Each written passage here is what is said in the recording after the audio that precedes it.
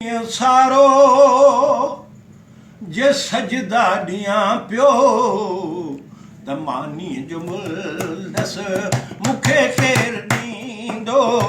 हिते ॾींहुं सारो जे सजदा ॾियां पियो त मानी जो मुल्दस मूंखे केरु ॾींदो। आदम जो पुटु आहे मलाइक न आहे, तॾहिं अख पटींदो। हिते ॾींहुं सारो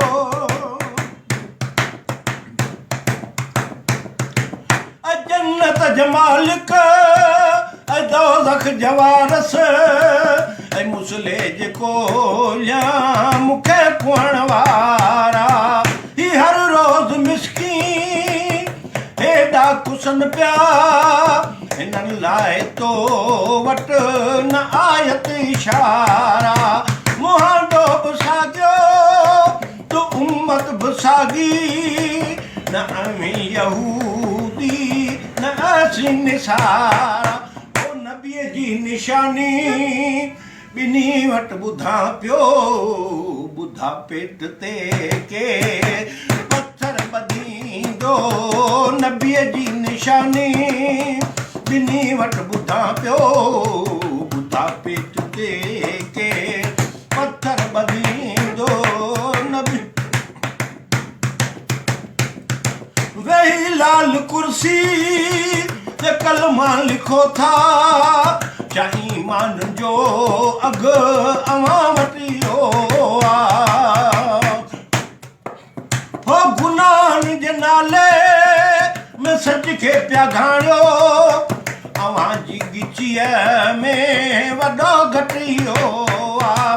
भले कंहिंजी न्याणी कोई नीलम थिए पर अवां दीनदारनि जो दूध इहो आहे।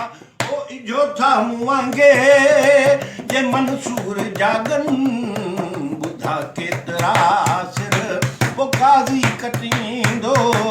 इजे था मूं वांगुरु मंसूर जागनि, ॿुधा केतिरा सिर काज़ी कटींदो। हिते ॾींहुं सारो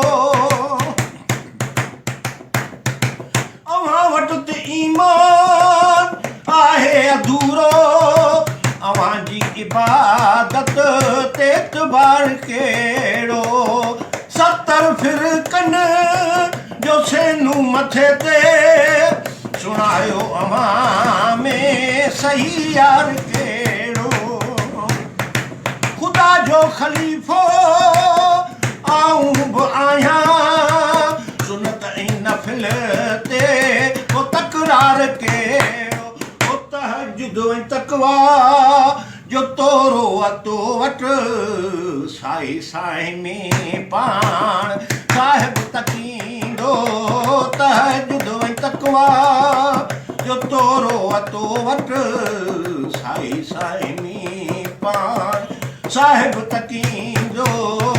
आदम जो पुटु आहे मलाइक न आहे, जॾहिं पेट भर बुस तॾहिं अख पटींदो।